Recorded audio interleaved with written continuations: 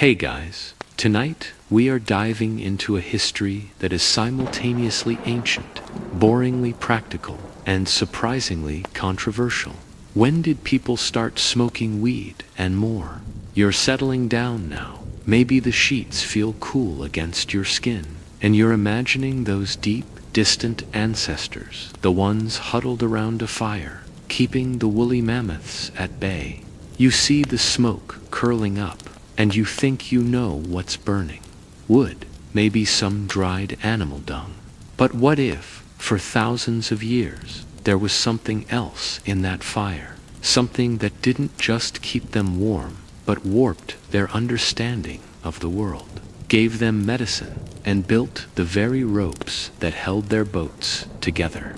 That plant is cannabis, and its story begins not with a bong hit in 1968, but in the desolate, bone-chilling cold of Central Asia. So long ago, it makes the pyramids look like IKEA furniture. You are about to realize that the plant, currently making headlines as a recreational novelty, has been a fundamental part of human survival and ritual for almost 10 millennia.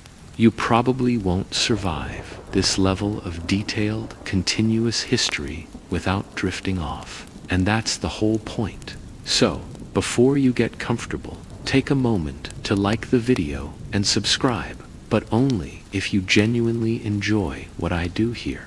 Let me know where you re-listening from and what time it is for you right now. I love seeing the globe light up with sleepy history buffs. Now, dim the lights, maybe turn on a fan for that soft background hum, and let's ease into tonight's journey together. Our destination tonight is Siberia, a place so cold it makes your fridge feel like a tropical resort. We're not talking about recent history. You're being transported back to the 5th century BCE, maybe even earlier, placing you right among the nomadic people known as the Scythians. These weren't city builders. They were fierce, horse-riding warriors who mastered the Eurasian steppes. And they buried their dead, the ones important enough anyway, in vast, frozen tombs called kurgans. Now, you're standing in one of these excavated kurgans, maybe the famous Pizarric burial, the ice preserving everything like a prehistoric deep freeze. And you're not looking at gold or weapons. You're looking at what the Scythians deemed necessary for the afterlife. Tucked in alongside the warrior, the fine textiles, and the frozen horse, which, let's be honest, is a pretty cool inclusion for a burial. You find a small tripod, a few firestones, and a bundle of something that looks like seeds and charred plant matter. This, my friend, is your first concrete archaeological proof of people deliberately inhaling cannabis smoke. The Greek historian Herodotus, writing around this time, actually described this ritual, and this is your mainstream historical fact. He watched the Scythians, or at least recorded accounts of them throwing hemp seeds onto hot stones within small, felt-covered tents. He wrote that they shouted for joy as the intoxicating smoke filled the enclosed space. It's a vivid image. Fierce warriors, probably covered in tattoos, another fringe Scythian tidbit for you. Not drinking wine to celebrate, but sitting in a hot box they built themselves. The quirky or fringe tidbit here is that the high was likely accidental at first. Imagine them burning hemp fiber for the textile, maybe rope hand noticing the funny smoke when the seeds or resin got too close to the flame. That moment of realization, when they connected the rising smoke to the rising joy, is where the story truly begins. Why the shouting for joy? Because the Scythians almost certainly didn't distinguish between the sacred and the recreational. This was not a casual Friday night. This was a ritual of purification or remembrance, meant to honor the dead, perhaps to bridge the gap between their world and the next. The inclusion of the apparatus in the burial means it was seen as essential for the soul's journey a passport, maybe, or just a relaxation kit for the long trip.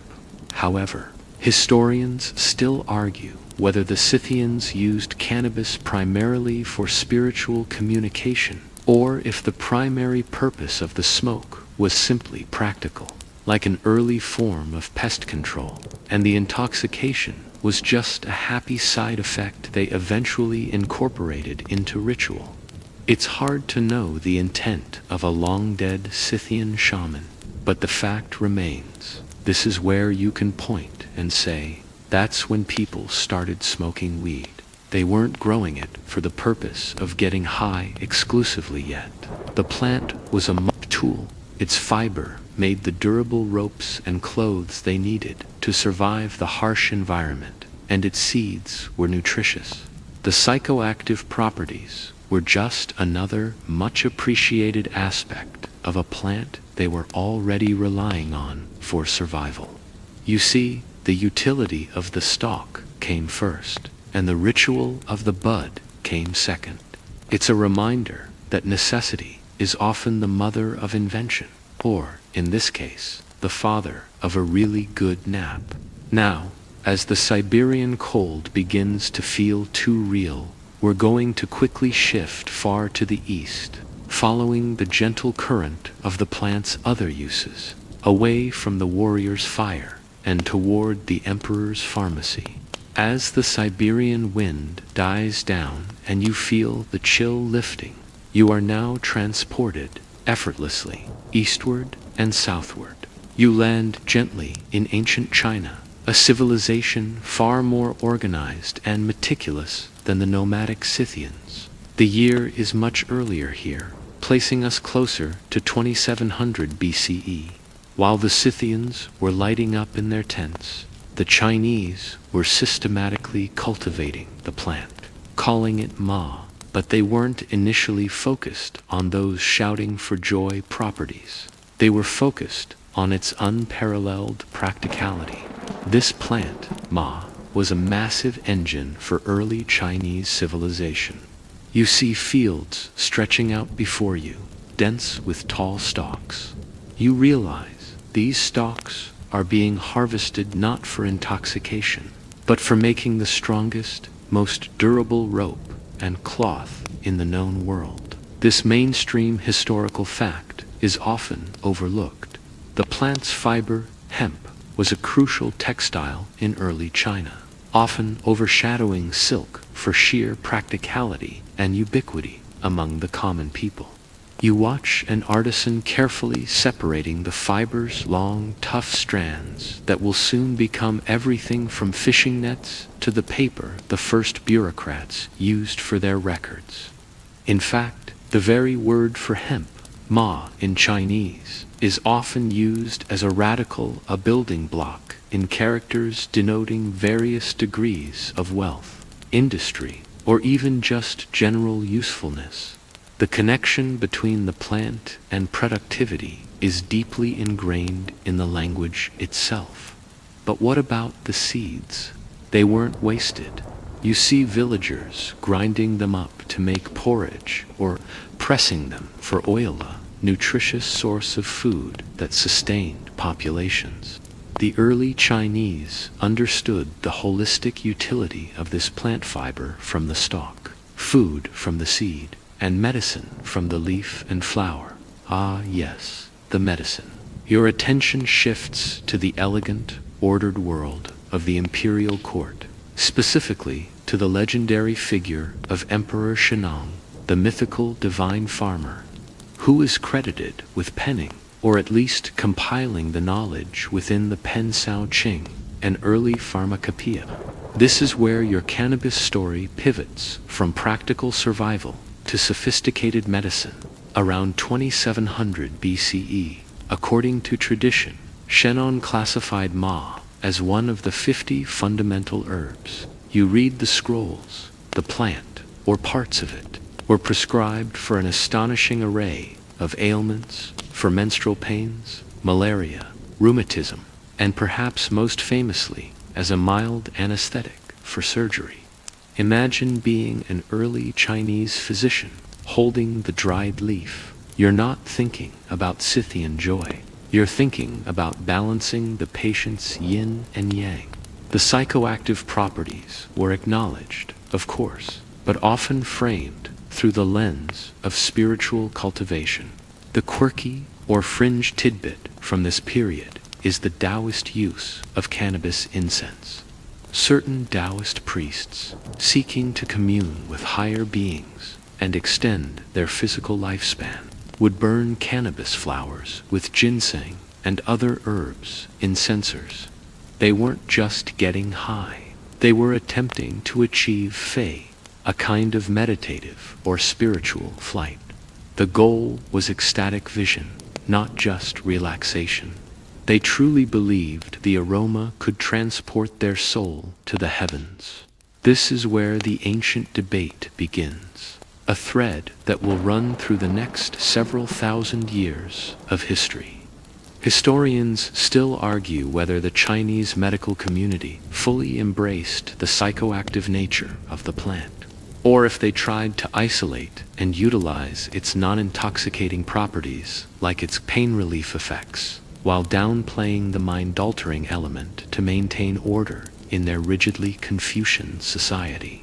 It seems the spiritualists liked the fuzziness for their communion, while the medical doctors saw the plant as a tool to numb the pain of a broken bone. The practical use was celebrated. The consciousness-altering use was tolerated, especially when it was wrapped up in an official spiritual practice. So, you see, the Ma of China was a dual-use plant, the backbone of industry and textiles, and a quiet tool in the doctor's kit. It was essential, but it was also controlled.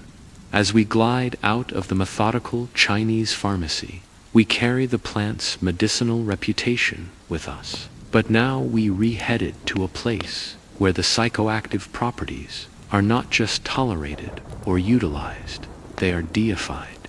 We're going south, across the mountains, into the dense spirituality of the Indian subcontinent, where the plant will take on a life of its own. You'll find that in this next stop, people weren't shy about shouting for joy, or about giving the plant a divine name, leaving the methodical balance of Chinese medicine. You now feel the warmth and the dense, humid air of the Indian subcontinent. The calendar shifts again, placing you near 1500 BCE, amidst the foundational texts of Hindu tradition. Here, the plant, known by many names, ganja, bang, keras, isn't just a useful fiber or a helpful drug. It's a living part of the divine narrative, a gift from the gods themselves. Your immediate surroundings are steeped in spirituality. You hear the chanting, the deep resonance of ancient languages. This is the world of the Vedas, the earliest scriptures of Hinduism. And this is your mainstream historical fact. Cannabis is explicitly mentioned in the Atharva Veda, a collection of hymns and spells, as one of the 5 sacred plants on earth, designated as a source of happiness and a joy giver. You watch as a priest prepares a ceremonial offering. They aren't burning seeds in a Scythian tent. They are carefully grinding the plant material, mixing it with milk, spices, and sugar to create a drink called bang. This is consumed communally, especially during the vibrant spring festival of Holi, by worshippers seeking spiritual transcendence. Imagine a festive social gathering where the psychoactive properties of the plant are not only accepted, but are an act of reverence. The spiritual link is everything here. You learn the stories of Shiva, one of the principal deities of the Hindu pantheon. Your quirky or fringe tidbit comes from the legend that Shiva, after a frustrating family argument, retreated to a field and, driven by hunger and despair, consumed the leaves of the wild cannabis plant. The instant relief and profound meditation it brought him elevated the plant to his personal favorite. earning him the title Lord of Bang. You see sadhis, holy men who renounce worldly possessions, using pipes called chillums to smoke karas, the pure resin, as an aid to meditation, believing it helps them achieve communion with Shiva. It's a physical pathway to spiritual enlightenment. This culture didn't treat the plant with the suspicion of the ancient Chinese emperors. They treated it with open devotion. Cannabis consumption was, and in many respects remains, deeply integrated into social custom, religious ritual, and the daily lives of the common people. It was a societal tool used to alleviate the suffering of the world and focus the mind on the eternal. But even in a culture that deified the plant, ambiguity lingered. Historians still argue whether the widespread acceptance of Bang and Ganja served to genuinely advance spiritual practice, or if its consumption was tolerated primarily as a form of social release and mild rebellion against the stricter caste-based religious disciplines. Was it pure religious tool, or just an accepted form of ancient self-medication for the masses? Probably both, but the debate keeps scholars busy. The key takeaway from the Indian subcontinent is the normalization of the intoxicating effects. While the Scythians used it for a death ritual, and the Chinese for pain, the Indians openly embraced it for life's celebrations and spiritual journeying. You see the distinction. In India, the plant's capacity to alter consciousness became its defining, celebrated feature. The wind now begins to pick up, carrying the scents of spices and milk from the Indian subcontinent, and it will push us westward again. We must follow the spice routes, the trade paths, and the migrations of thinkers. We are moving out of the purely spiritual domain and back into the realm of practical philosophy and intellectual curiosity. Our next stop is the Middle East, the cradle of civilization, where Greek and Persian scholars will encounter the plant and begin to categorize it with their characteristic analytical precision, preparing it for its introduction to the classical world. The journey continues, always following the trace of this unassuming yet world-shaping green plant. The heady scent of spices and bang fades as you are now carried across the vast expanse of Persia, modern-day Iran, following the ancient trade routes that snake through mountains and deserts. The era you find yourself in is broadly the first millennium BCE, a time of powerful empires and burgeoning philosophers, the age of Zoroastrianism and the rise of the Greek city-states. This is the crucial transitional phase where cannabis moves from localized ritualistic use, like the Scythian fire pit or the Hindu ritual drink, into the sphere of intellectual discussion and medical texts across the civilized world. The Persians and Assyrians are instrumental in this transition. This is where your mainstream historical fact surfaces. The Assyrians, a meticulous and pragmatic people, included cannabis in their medicinal catalogs around the 7th century BCE. They primarily used the plant for its healing properties, listing it as a remedy for joint pain, depression, and general inflammation. They were excellent record keepers, which gives us a clearer picture of their pragmatic approach, treating it as a standard pharmacological agent alongside other herbs. You observe scholars translating and documenting, viewing the plant not as a god or a barbarian ritual, but as a compound with specific, measurable effects. However, the reputation for altered consciousness always precedes the plant. The Persians, too, were aware of its stronger effects. Your quirky or fringe tidbit comes from the Zoroastrian tradition, while their main religious text, the Avesta, doesn't explicitly mention cannabis. Many secondary Zoroastrian texts and oral traditions refer to a sacred, intoxicating drink called halma, which some scholars theorize may have contained cannabis, or at least other psychoactive ingredients, alongside This suggests that even here, among the highly organized, monotheistic Persians, the tradition of using the plant to achieve a higher state of consciousness, a glimpse of the divine persisted, perhaps inherited from the very Scythians we met in Section 1 from Persia. The path leads directly to the inquisitive minds of the Hellenistic world. You stand in a Greek marketplace, perhaps Alexandria, and watch traders haggle over bundles of hemp, most of it intended for making rope for the booming naval fleets.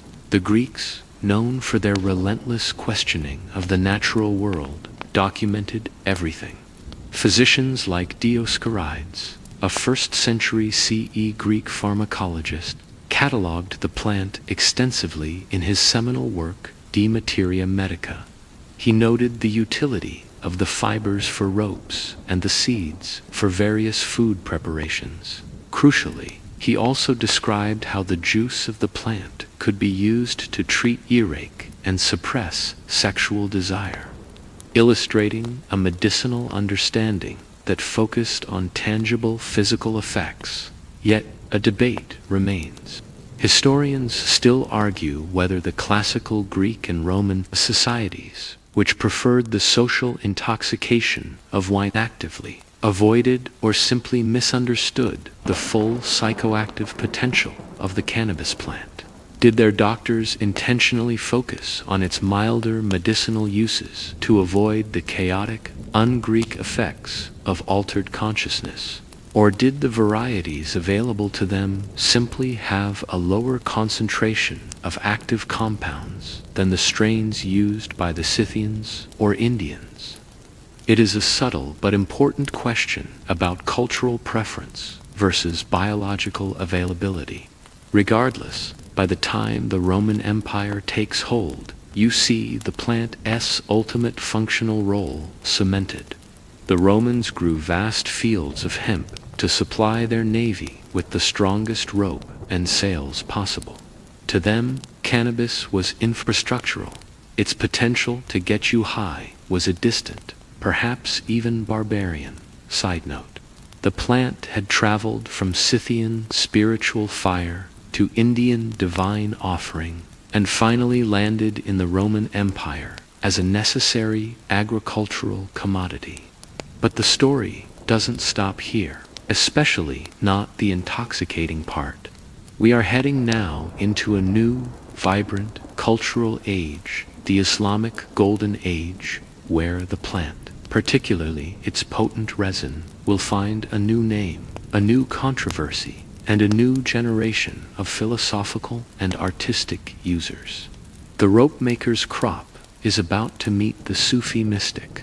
You drift westward again, leaving the pragmatic Roman world behind, and enter a new cultural zenith, the Islamic Golden Age, roughly spanning the 8th to the 13th centuries CE. This is a time of immense intellectual curiosity, artistic innovation, and religious ferment, stretching from North Africa across the Middle East into Persia. And in this vibrant, scholarly environment, cannabis finds an entirely new, sophisticated application, largely driven by the development of its concentrated resin form, which the world will come to know as hashish. The use of hashish became widespread in the Arab world, often filling a psychoactive niche that was left open by the religious prohibition of alcohol consumption in Islam. This is your mainstream historical fact. During the Abbasid Caliphate, especially from the 10th century onwards, hashish consumption was a documented, if sometimes controversial, social reality, used by everyone from philosophers to common laborers. You see poets gathering in quiet courtyards, sharing small portions of the sticky resin, seeking inspiration for their verses, engaging in deep philosophical debates, and simply enjoying a mild escape from the day-to-day strictures of urban life. But it is the spiritual seekers who truly give hashish its reputation here. You focus your attention on the Sufi mystics. These were practitioners of the mystical branch of Islam who sought a direct, personal, and ecstatic experience of God. Your quirky or fringe tidbit involves the Sufi master Sheikh Haydar, who is often credited in popular legend with discovering hashish around the 12th century. The story goes that he was wandering in the Persian mountains, stumbled upon the cannabis plant, and consumed it. Finding the effect to be conducive to his spiritual practices, he subsequently introduced it to his dervishes, advocating its use for meditation and achieving spiritual insight, a kind of chemical shortcut to ecstasy. While this legend is likely apocryphal, it illustrates the strong link that developed between the plant and the Sufi quest for union with the divine. This period is also responsible for one of the most enduring, yet deeply distorted, myths surrounding the plant, the tale of the assassins. This myth, often propagated by travelers like Marco Polo in the West, suggested that a secretive Nizari Ismaili sect, led by the charismatic Hassan-I Seba, the old man of the mountain, would drug its young operatives with hashish before sending them on deadly missions. The term Hashishin witch is where the modern word assassin comes from, was initially a derogatory term used by their rivals, meaning hashish. Here is where the debate gets truly sticky. Historians still argue whether the Hashishin myth was a genuine practice based on the use of hashish to induce fanaticism, or if it was entirely a work of political propaganda spread by their enemies, the Crusaders and Sunni powers, to dehumanize and discredit them. Most modern scholars lean toward the propaganda theory, noting that hashish, being a relatively mild intoxicant, is a poor choice for creating ruthless, focused killers. It's far more likely the term was just an insult, like calling someone a drunkard. But the myth of a drug creating mindless killers stuck, traveling west along with the spice caravans and the returning crusaders. So, as the Islamic Golden Age begins to wane, cannabis has two reputations: the high-minded philosophical aid and the terrifying tool of shadowy assassins. It's been given a new, powerful name, hashish, and it has found a home among poets and mystics. Now, it must make the final, crucial jump into Europe, a continent that is still mired in its medieval period, relying on the fiber for its ships, but largely ignorant of the intoxicating resin. The plant is about to become a cultural split personality, essential industry for the North, and frightening drug for the South. Leaving the intellectual salons of the Islamic world, you now traverse the Mediterranean and find yourself firmly planted in medieval Europe, a world where life is dictated by the feudal system and the rhythm of the harvest. The time is roughly the 12th to 15th centuries. Here, the sophisticated distinction between hemp, the fiber, and hashish, the resin, becomes starkly apparent. Europe desperately needed the plant, but only for the boring, practical reasons. This is your mainstream historical fact. Throughout the medieval period, hemp was one of the most vital agricultural commodities in Europe, essential for maritime power. You see peasants in England, France, and the Low Countries meticulously tending fields of tall, green stalks. Why? Because the sailing ships, the very vessels that would eventually enable the age of exploration depended entirely on hemp. Every sail, every rope, every piece of rigging that held the mast in place was woven from this durable, water-resistant fiber. Without hemp, naval power was impossible. So, while the Middle East was using the plant for spiritual insight, Europe was using it to stay afloat. The irony is thick. This foundational agricultural staple, so crucial to infrastructure, was largely separated in the European mind from its psychoactive properties. The knowledge of hashish, that potent resin we discussed in the last section, was only dimly understood, filtering in through returning crusaders, merchants, and the frightening fables of the assassins. The European varieties of the plant also tended to be lower in the intoxicating compounds, naturally favoring fiber production, which further cemented the divide. However, the plant's medicinal and magical reputation didn't vanish entirely. Your attention shifts to a small, cluttered cottage in the countryside. This is the domain of the village-wise woman, or perhaps the local herbalist who is applying ancient folk knowledge. Your quirky or fringe tidbit comes from this rural tradition in some parts of Europe. Hemp seeds and leaves found their way into various folk magic practices and remedies. They were used in poultices for sores, or brewed into mild teas to aid difficult labor. Sometimes they were even tossed into fires as a form of divination, or, more chillingly, included in the preparation of so-called flying ointments. These were concoctions that were rumored to be rubbed on the skin by witches, supposedly to help them fly to their nefarious meetings. The reality, of course, is that the herbal ingredients, including cannabis, may have induced intense psychoactive experiences, making the user think they were flying.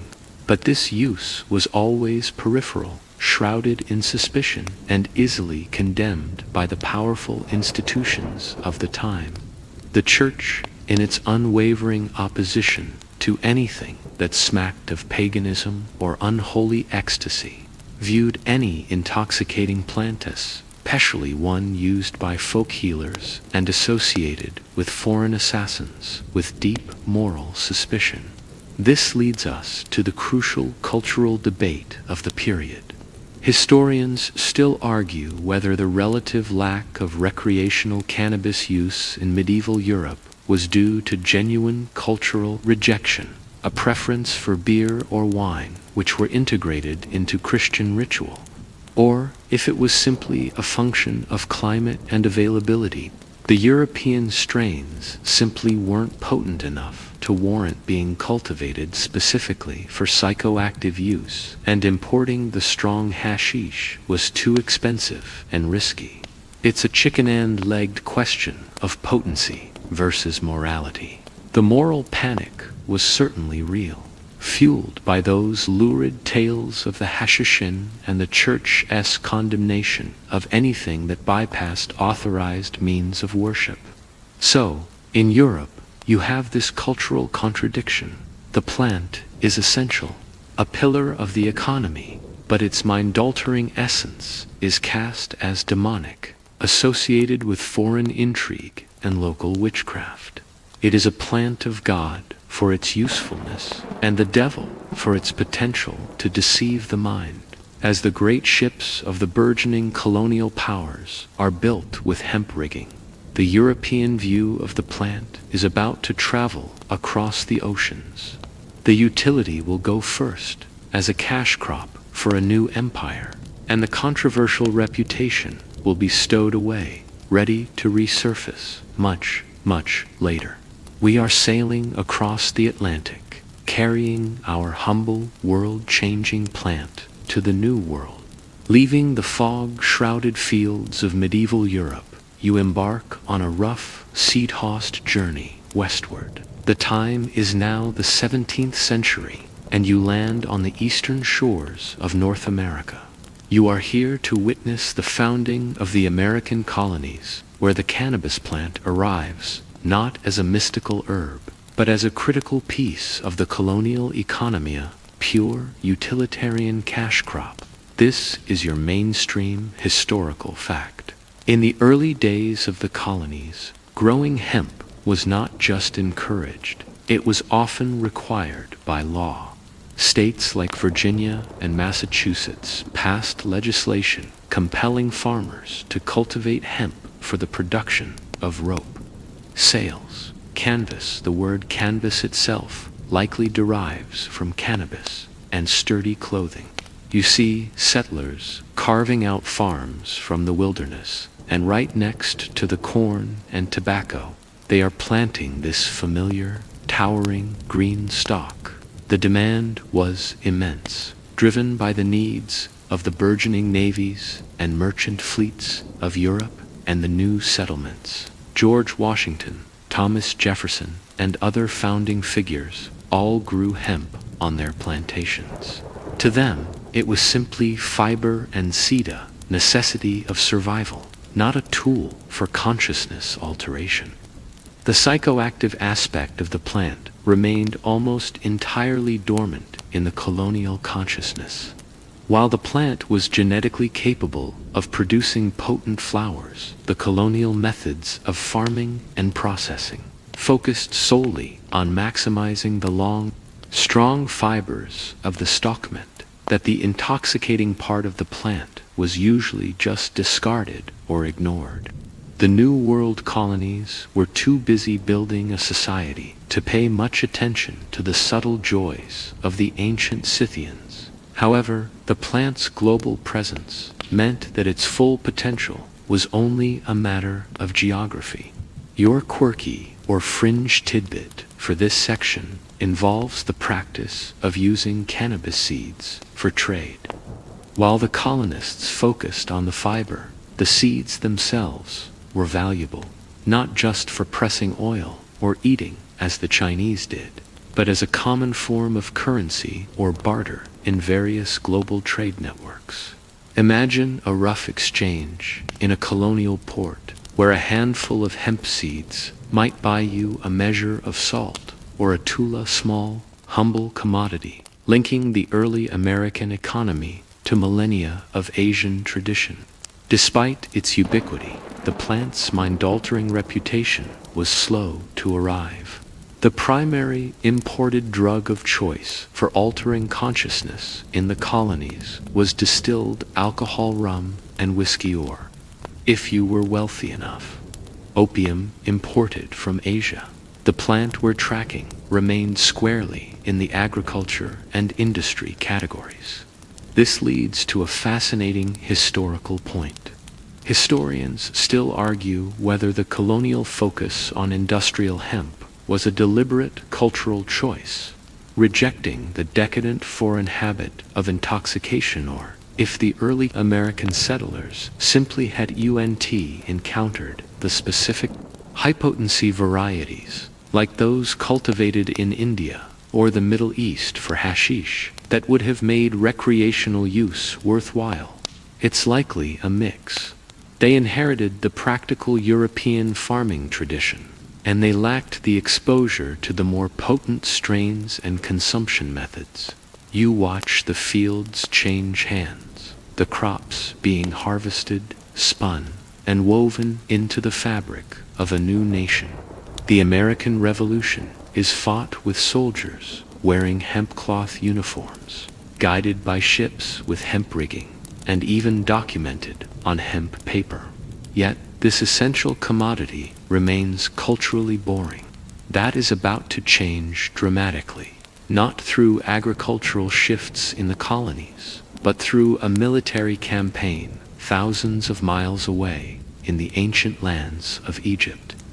We must jump forward in time and space to see how a French conqueror accidentally laid the groundwork for the modern cannabis controversy by stirring up the ancient world's traditions. The rope maker's crop is about to get a powerful, unexpected rebranding, leaving the pragmatic, rope-making farmers of the New World.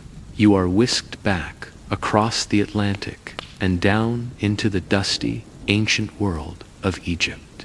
The year is 1798, and the air is thick with sand and the ambition of a young French general, Napoleon Bonaparte. This Egyptian campaign, ostensibly a way to disrupt British trade, inadvertently becomes the single most important event in reintroducing recreational cannabis use to modern Europe. You are standing alongside a tired, disillusioned French soldier. They've been fighting far from home, facing crushing heat and fierce resistance. Local customs are strange and intoxicatingly different, and this is your mainstream historical fact. Napoleon's troops quickly discovered hashish, which was widely available and socially accepted in Egypt as a local intoxicant custom inherited from the Islamic Golden Age we discussed earlier. The soldiers, used to drinking wine and spirits, found themselves captivated by this powerful, easy-to-use resin. You observe the French army's reaction. It's a mix of intellectual curiosity and moral outrage. The scientists, the savants, whom Napoleon brought along to document the country, studied the plant, which they often confused with Indian hemp. The soldiers, however, were just enjoying the effects. The consumption became so widespread that Napoleon, seeking to maintain military discipline and fearing the intoxicating effects on his fighting force, issued a famous prohibition order in 1800, banning the consumption of hashish and all cannabis preparations throughout the French expeditionary forces. The prohibition, of course, failed spectacularly, as prohibitions usually do.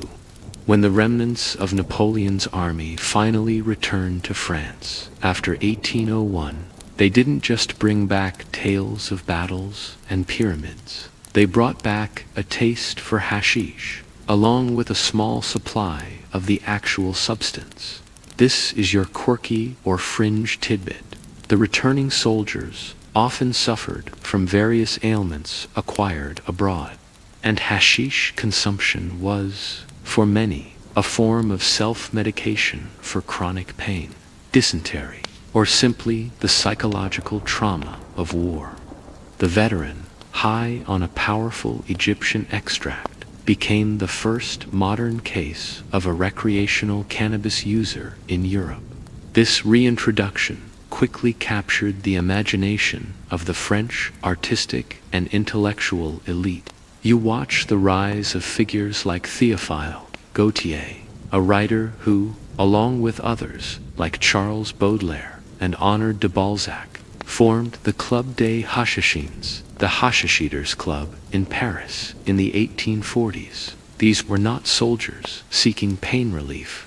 These were romantic artists seeking inspiration, believing that hashish could unlock new vistas of consciousness and creativity. This reframed the plant's reputation from a soldier's escape to an intellectual's kia, direct callback to the Sufi mystics of the Middle East. However, the moral judgment was never far behind.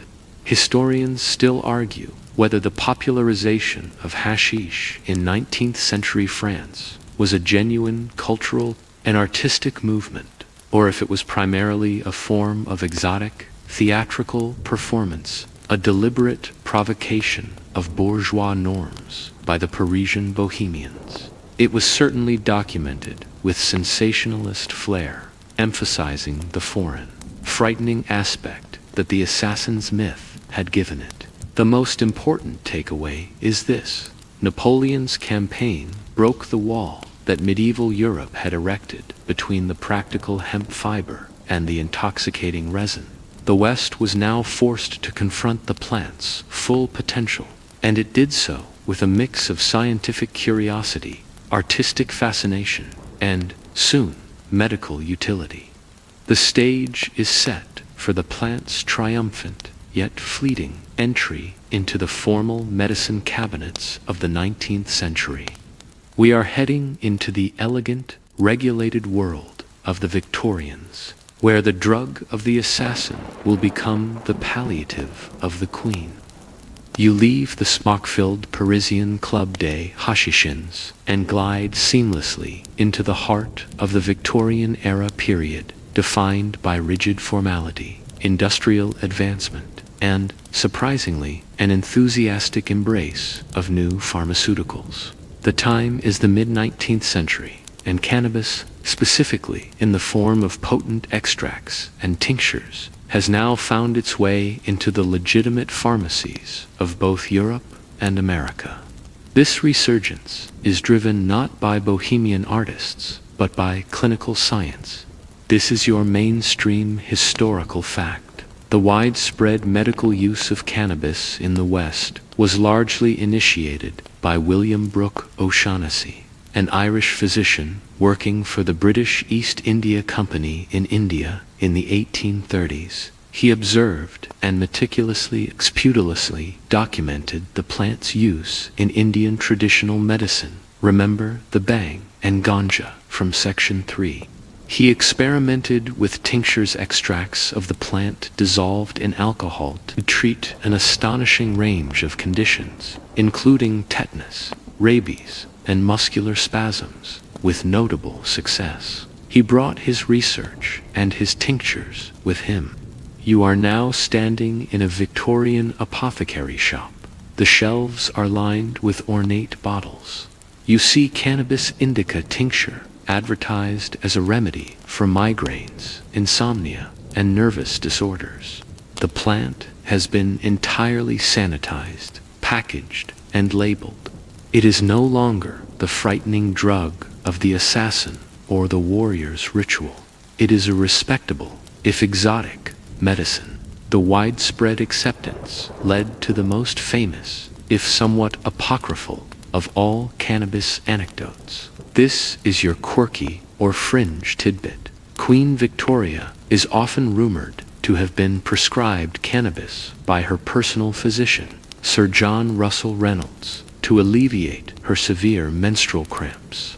While Reynolds certainly advocated for its use for this very purpose, and wrote extensively on its effectiveness in treating painful spasms, solid evidence that the Queen herself consumed it remains elusive. Yet, the story persists, symbolizing the peak of the plant's acceptance. If it was good enough for the Queen of the largest empire on earth, it was respectable. The extract, often administered sublingually under the tongue, became the pain reliever of choice for many, even competing with opium for a time, especially because it lacked opium's heavy constipating side effects. Physicians appreciated its effectiveness as a muscle relaxant and analgesic. However, a serious practical issue began to plague its medical use, which eventually contributed to its decline.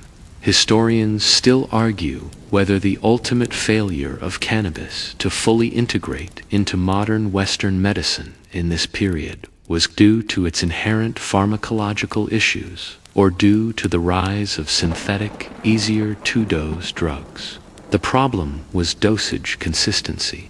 Because the tinctures were made from natural plants, the potency varied wildly from batch to batch, making it impossible for a doctor to reliably know how much psychoactive effect they were prescribing. When the pure, synthesized, and perfectly measurable painkiller, aspirin, arrived on the scene in the late 1890s, the unreliable botanical tincture was quickly abandoned by mainstream medicine.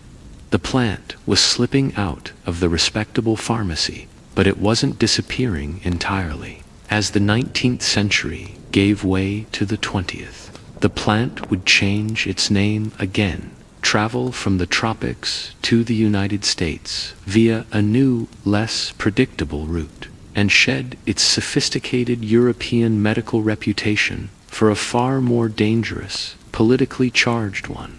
The elegant tincture of the Victorian age is about to become the scary marijuana of the Jazz Age. As the Victorian apothecary shutters its doors on the unreliable tinctures, you are swept forward into the vibrant, tumultuous era of the 1920s and 1930s in America. This is the Jazz Age, a time of speakeasies, cultural shifts, and intense social anxieties, particularly concerning immigration and minority cultures. The cannabis plant, having been dismissed by Western medicine, re-enters American public consciousness, but under a new, foreign, and fear-inducing name, marijuana. This is your mainstream historical fact. The term marijuana was adopted in the United States largely due to waves of immigration from Mexico, particularly following the Mexican Revolution. The plant had a long-established history of use in Mexico, often consumed recreationally, sometimes smoked in cigarettes. As these immigrants settled in the American Southwest and then spread across the country, particularly into urban centers, they brought their habits and their Spanish term for the plant with them. For the first time, large segments of the American public began consuming the plant by smoking the dried flowers, not drinking a medicinal tincture. You find yourself in a bustling, often segregated, urban environment, perhaps a juke joint in New Orleans or a smoky apartment in Harlem. This is where the plant finds its new cultural home, primarily among marginalized communities and the burgeoning countercultural scenes, especially in the world of early jazz music. Your quirky or fringe tidbit comes from this cultural nexus in jazz circles. Cannabis was sometimes affectionately called gauge muggles, or tea. Musicians and artists found that it enhanced their improvisational abilities and rhythmic awareness, and it became strongly associated with the free, boundary-pushing spirit of the time. The use of tea became a discreet insider practice in the nascent counterculture. However, the general public, fueled by sensationalist media and an increasingly restrictive political climate, viewed the drug through a lens of fear. The use of the foreign name, marijuana, was a crucial political tool. It deliberately distanced the substance from the familiar, agricultural hemp of the founding fathers and the respectable cannabis indica of the Victorian pharmacy. By associating it with newly arrived immigrants and the perceived moral decay of urban jazz culture, prohibitionists began to build a compelling narrative of danger and foreign influence. This atmosphere of xenophobia and moral panic was heavily exploited. Historians still argue whether the move to criminalize cannabis in the 1930s was genuinely a response to public health concerns, or if it was primarily a veiled attack on minority communities. Mexican immigrants and black urban jazz scenes who were associated with its use.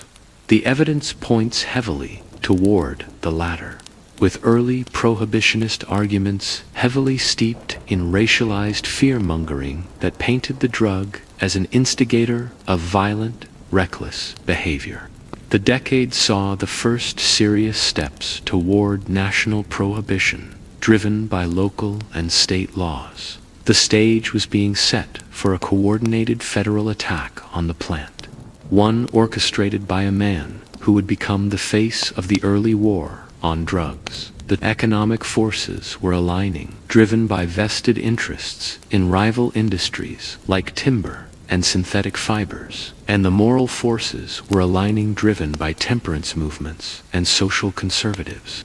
The era of discreet, local jazz smoking is about to end with a deafening federal pronouncement. We are moving from the hazy, cool confines of the underground music club to the sharp, brightly lit chambers of the U.S. Congress, where one man's relentless campaign will permanently alter the legal status of the plant, transforming it from a mere social vice into a high-stakes crime. Get ready for Harry and leaving the smoky, improvisational world of the Jazz Age. You step into the bureaucratic, often chillingly effective machinery of the United States federal government in the 1930s. This is the era of systematic criminalization. And the man you must focus on is Harry J. Anslinger, the first commissioner of the Federal Bureau of Narcotics. Anslinger, a tireless bureaucrat, was initially skeptical about cannabis, viewing it as a minor problem compared to opium and cocaine. However, as alcohol prohibition ended, he needed a new villain, a new public enemy to justify his agency's existence and budget. He found it in marijuana. This is your mainstream historical fact. Anslinger spearheaded the aggressive national campaign that led directly to the passage of the Marijuana Tax Act of 1937, effectively criminalizing the plant nationwide through an exorbitant tax scheme designed to suppress cultivation and commerce entirely. You witness the propaganda machine in action. Anslinger gathered testimonials often flimsy or outright fabricated linking cannabis use to bizarre crimes, violence, and insanity. The most infamous example of this campaign was the film Reefer Madness, a sensational, wildly inaccurate depiction of cannabis users descending into depravity. Your quirky or fringe tidbit involves Anslinger's infamous gore file, a collection of lurid newspaper clippings and anecdotes he compiled and repeatedly cited, supposedly proving that the drug caused users to commit heinous, often sexual, crimes. This file was long on horror and short on facts, but it was incredibly effective at manipulating public opinion. The campaign wasn't just driven by a zealous bureaucrat. It was fueled by powerful economic interests. Historians still argue whether the driving force behind the Tax Act was Anslinger's personal anti-drug crusade or the lobbying power of industrialists like William Randolph Hearst, whose timber interests competed with hemp paper, and DuPont, which was heavily invested in synthetic fibers like nylon, a direct rival to natural hemp rope. The timing certainly suggests that a coalition of financial and moral interests successfully suppressed a natural commodity that threatened their bottom lines, using racist and xenophobic rhetoric as their primary weapon. The hearings leading up to the 1937 Act were a farce. When the American Medical Association, AMA, attempted to testify against the tax, arguing that cannabis was a legitimate medicine, and that physicians had even been consulted, Anslinger and his allies summarily dismissed them. The legal definition of marijuana was intentionally vague, ensuring that the necessary industrial hemp, which was still used for textiles, was inadvertently swept up into the criminal net, though later, during World War II, the government was forced to launch the Hemp for Victory campaign, momentarily suspending the ban for wartime industrial needs. Sharp, ironic reversal that underscores the initial hypocrisy. The outcome was a profound cultural shift. The plant of the Scythian ritual, the Chinese medicine cabinet, and the colonial farmer was now officially designated a dangerous narcotic, marking the beginning of the federal government's enduring legal war against it. The criminalization of marijuana was less about the drug itself and more about who was using it and who stood to profit from its prohibition. As the U.S. enters World War II, the seeds of prohibition have been sown. The next cultural collision will occur a few decades later, when an entire generation uses the once respectable medicine as a symbol of their rebellion against the very society that deemed it illegal. We're moving from the sober, fearful 1930s to the psychedelic, rebellious 1960s. You move quickly past the austerity of the post-war years and plunge directly into the cultural explosion of the 1960s and 1970s. This is a time of civil rights movements, anti-war protests, and profound social revaluation. The cannabis plant having been successfully cast as a dangerous drug by the government, is now embraced by the counterculture precisely because it was illegal. It morphed from a bureaucratic scare tactic into a potent symbol of rebellion. This is your mainstream historical fact. The 1960s saw a massive demographic shift in cannabis consumption, moving from marginalized communities to middle-class, often college-educated, white youth. The illegality of the plant became a rite of passage, a subtle act of resistance against the perceived stifling conformity and hypocrisy of their parents, generation, and the establishment that was waging the Vietnam War. You see university dorm rooms and crowded concerts where the smoke is rising, a clear message of dissent carried on the wind. The association of cannabis with the Vietnam War is particularly acute. For many young Americans, the war represented everything wrong with the government. It was senseless, deadly, and morally corrupt. In contrast, cannabis was promoted as a peaceful, consciousness-expanding alternative to the alcohol that fueled the straight world and the chemical warfare being waged abroad. Your quirky or fringe tidbit comes from the slang of the troops. GIs fighting in Vietnam often encountered potent Southeast Asian cannabis strains and would refer to it as joy smoke or Thai stick. Ironically, many soldiers fighting a war ostensibly for freedom were using an illegal substance to cope with the horrors of the conflict, a poignant echo of Napoleon's troops in Egypt 2 centuries earlier. The cultural image of the cannabis user shifted overnight from the violent maniac depicted in Reefer Madness to the peaceful, tight-clad hippie advocating for love and peace. This dramatic rebranding caused massive societal friction, as conservative politicians and parents saw the drug as undermining everything they valued: patriotism, hard work, and traditional morality. The escalating use prompted a serious debate within the government itself. Historians still argue whether President Nixon's government genuinely considered decriminalization, or if the research panel they commissioned was simply a political move to appease the public while secretly doubling down on punitive enforcement.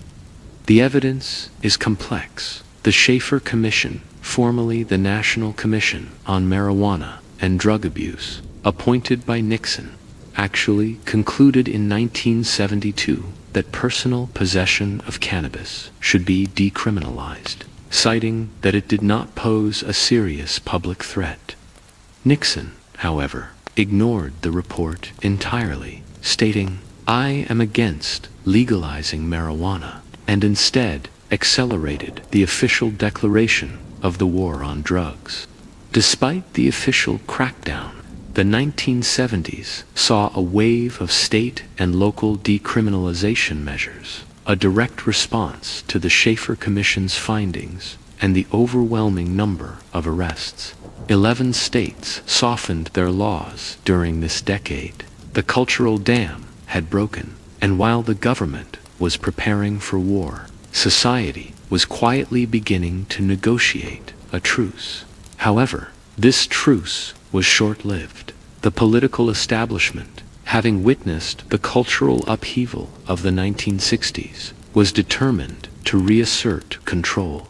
The backlash was coming, and it would be massive, well-funded, and deeply punitive. We are moving from the idealism of the counterculture to the harsh realities of intensified enforcement. Get ready for the next phase of the war on drugs.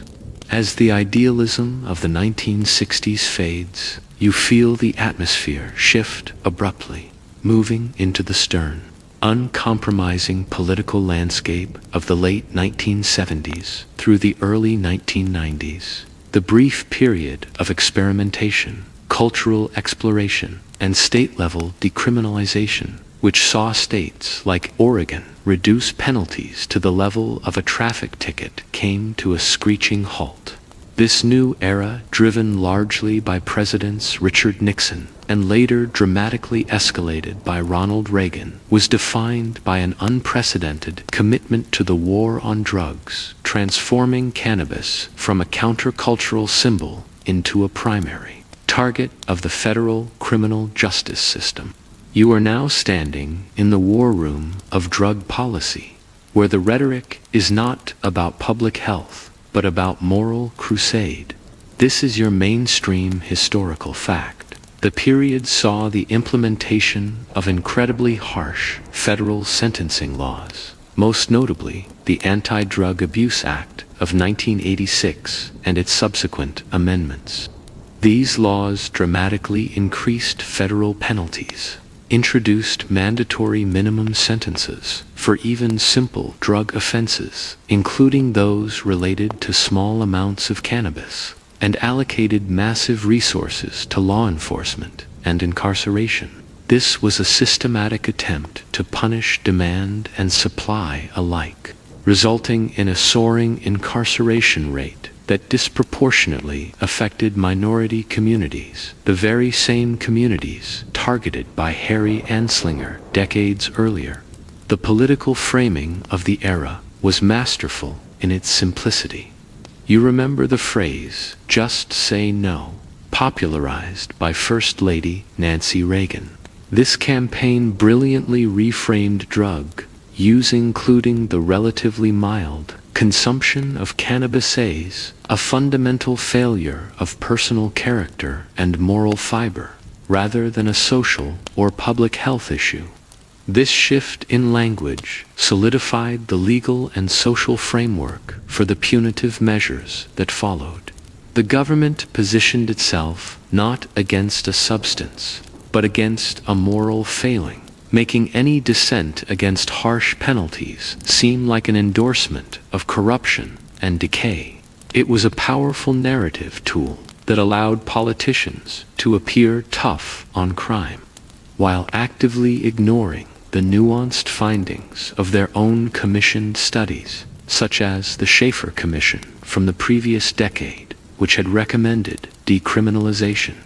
The machinery of enforcement expanded at an alarming rate. You see police departments across the country receiving surplus military equipment, funding incentives for large-scale arrests, and federal grants tied directly to drug enforcement statistics. The war on drugs was rapidly becoming a highly lucrative, self-sustaining industry. The system of federal supervised release, originally conceived as a rehabilitative system, was fundamentally transformed into a punitive one, lengthening sentences and limiting opportunities for parole. Your focus tightens on one particularly pernicious legal tool that expanded during this time, creating a powerful financial incentive for this war: asset forfeiture laws. This is your quirky or fringe tidbit. The expansion of civil asset forfeiture meant that law enforcement agencies could seize property cash vehicles, even homes that they suspected was connected to a drug offense, often without ever meaning to secure a criminal conviction against the property owner. You imagine a routine traffic stop for a minor offense that quickly escalates into the permanent seizure of a family's life savings, simply because they had a small amount of cannabis in the vehicle.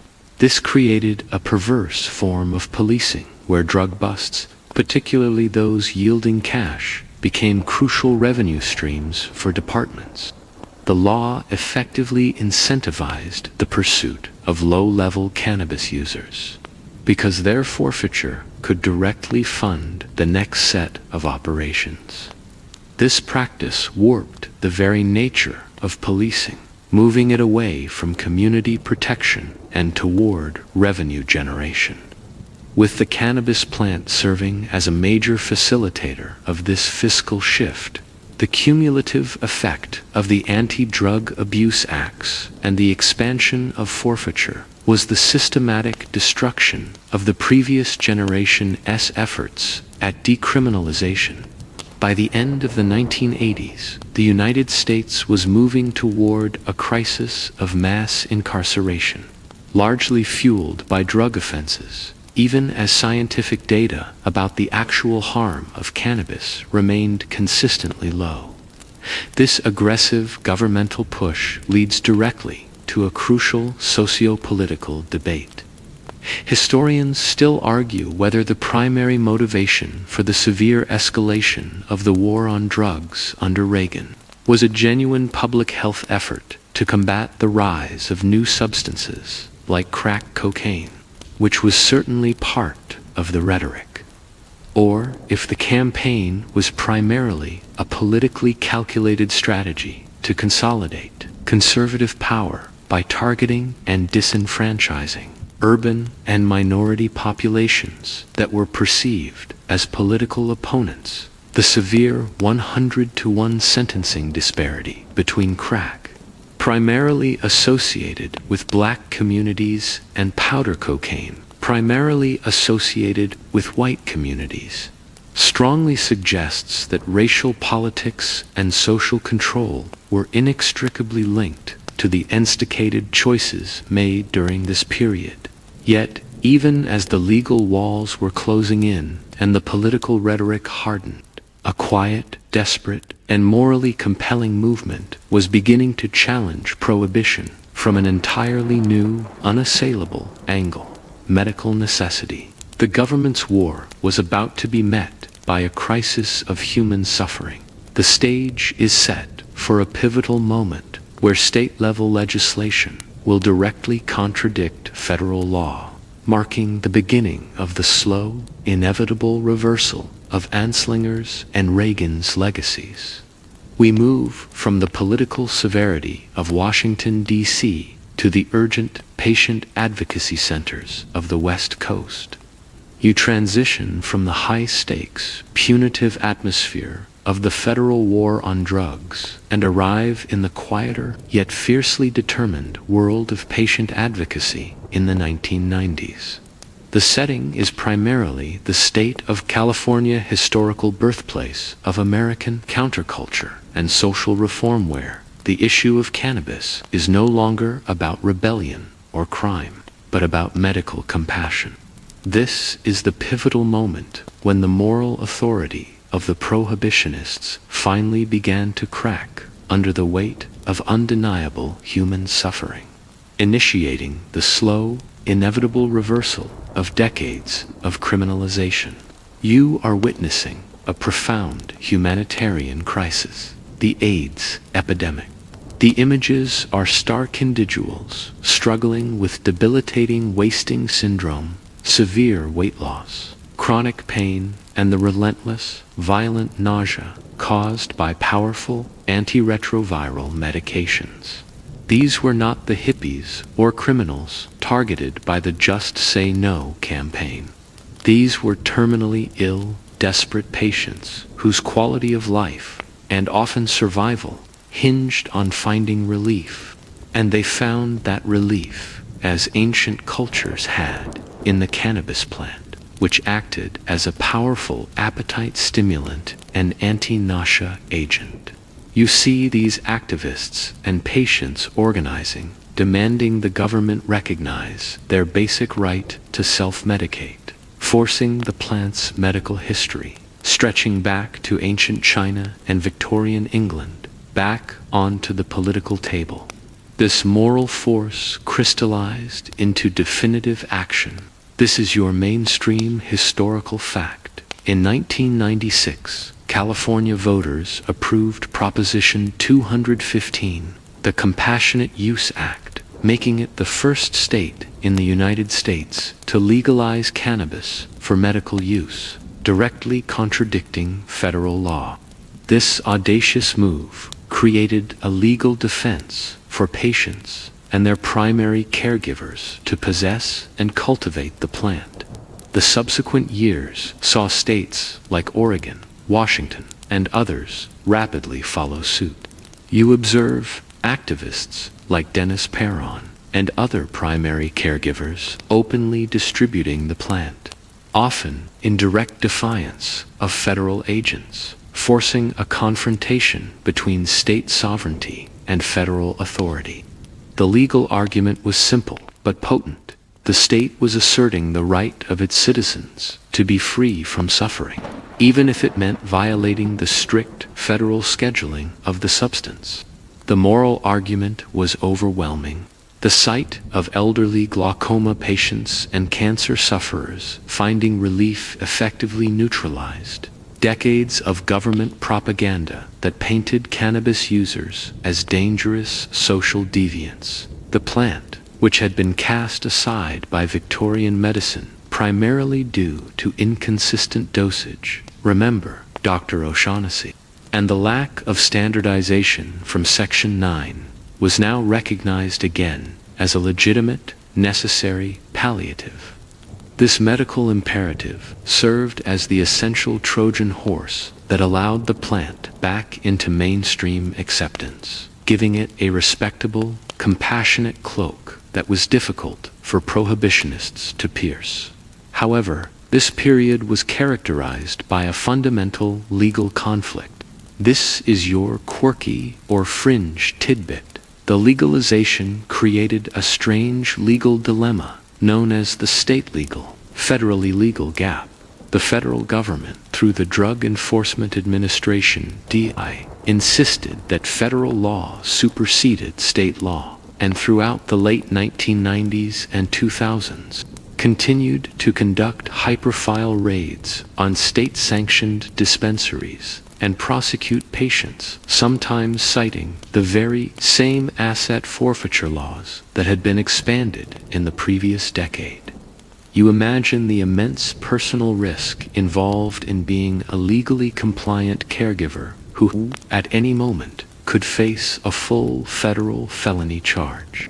This legal schizophrenia, the tension between local compassion and federal control, was a hallmark of the era, pushing the issue constantly into the national spotlight and eroding public faith in the federal drug war.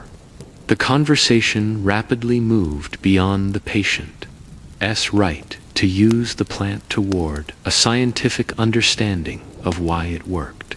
Researchers, often bypassing federal funding hurdles through state-level grants, began to isolate and study cannabinoids, the chemical compounds unique to the plant. This realization that the plant contained multiple therapeutic compounds, not just the intoxicating delta-9 THC, began to move the conversation from getting high to targeted pharmaceutical relief. This focus on compounds like CBD, which offers medical benefits without significant intoxication, further legitimize the plant in the eyes of skeptics. This profound cultural shift leads to a key historical analysis. Historians still argue whether the success of the medical cannabis movement was genuinely rooted in the ethical necessity of patient care, or if its activists savvy political operators who had lived through the 1960s clarity that medical necessity was the only way to successfully challenge the deeply entrenched, decades-old prohibition laws and pave the way for broader adult-use legalization. It is hard to separate pure compassion from political strategy, but the outcome was undeniable. The sheer power of the patient's visible suffering eroded public skepticism about the plant more effectively than any academic study or protest rally ever could. The path forward was now clear. With medical acceptance firmly established in the public mind and the economic potential of a regulated market becoming apparent in early state tax discussions, the logical next step, full adult use legalization, became an increasingly viable political and economic reality. The moral outrage of the 1930s had been neutralized by compassion. Now, the economic argument, the sheer tax revenue potential, is about to close the loop on the 8,000-year history of this persistent plant. We are moving into the final chapter, witnessing the green wave sweep the globe. You are now standing in the present moment, witnessing the final, and perhaps most dramatic, chapter of this ancient plant's story unfold globally, the green wave of legalization. This is the era of complete policy reversal, a triumph over the legacy of Harry Anslinger's 1937 Act, driven not just by compassion, which established the moral foundation in Section 14, but by the undeniable forces of commerce, social justice, and desperately needed tax revenue. This is your mainstream historical fact. In 2012, Colorado and Washington became the first jurisdictions in the modern world to legalize cannabis for recreational adult use, creating meticulously regulated markets for cultivation, distribution, and sale. This was a profound philosophical break from the global drug prohibition framework, proving on a state-by-state basis that a government could regulate the sale of cannabis and generate massive tax income without the catastrophic collapse of society that prohibitionists had always predicted.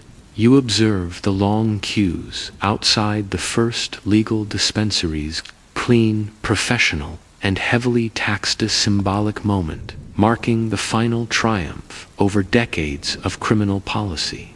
The tax revenue generated in the first few years alone was staggering, often earmarked for public goods like school construction and public health initiatives, providing a tangible fiscal argument against the moral objections. The ripple effect of these initial steps was immediate and global. State after state across the U.S., motivated by the commercial success of the early adopters, began to follow suit. Internationally, countries like Canada fully legalized the plant, and many others, from Germany to Mexico, initiated or considered deep decriminalization and regulated legalization models. The cannabis plant, which had once been a pillar of early industrial survival, remember the Roman ropes, has now transformed into a multi-billion-dollar commercial industry, the very scale of which challenges long-standing international drug treaties. However, this commercial success introduces a new set of complex challenges related to equity and logistics. This is your quirky or fringe tidbit, because cannabis remains illegal at the federal level in the United States. Most state-legal cannabis businesses are restricted from using major federal banks and financial institutions. This forces a massive, legitimate, multi-billion-dollar industry to operate almost entirely in cash. You visualize armored trucks moving vast sums of paper money, modern bureaucratic absurdity, born directly from the conflict between state legal profits and federal prohibition.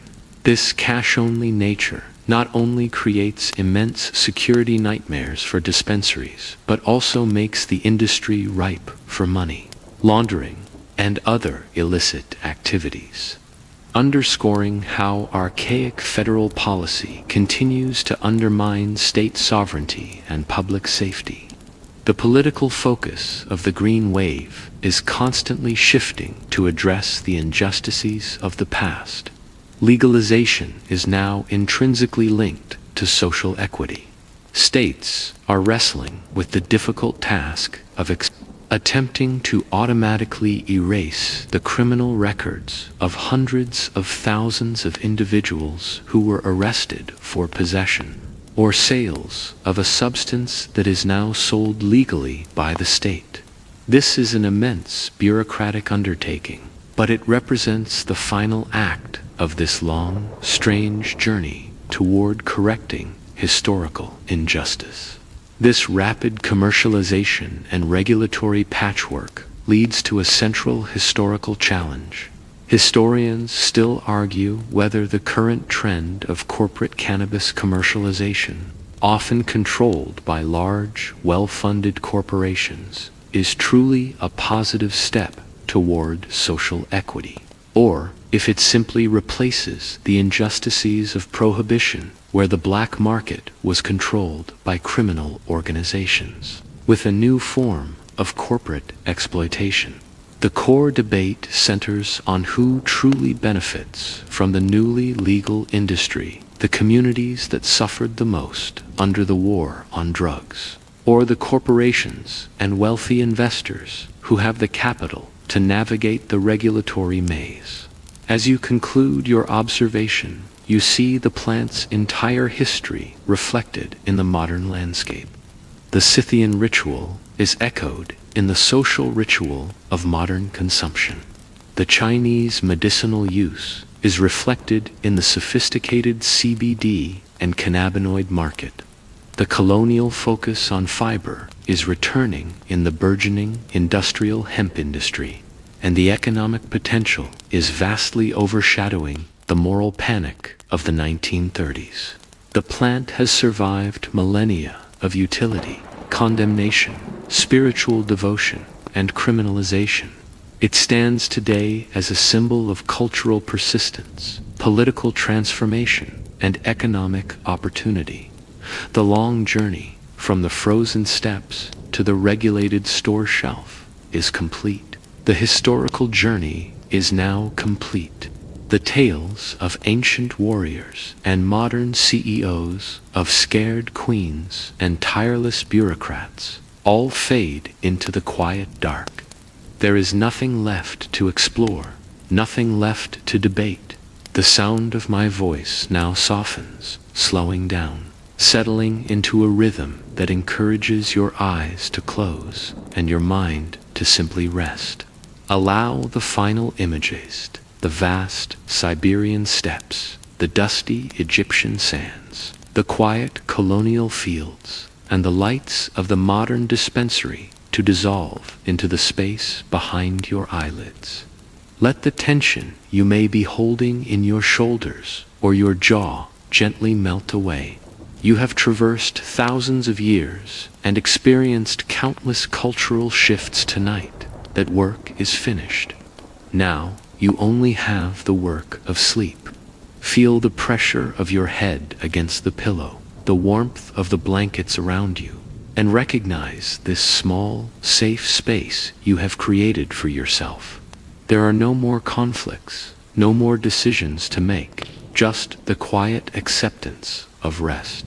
Let your breath deepen, slowing naturally, pulling you down into the deep, calming stillness of the night. You are safe. You are comfortable. You are ready to dream. Good night. Sweet dreams.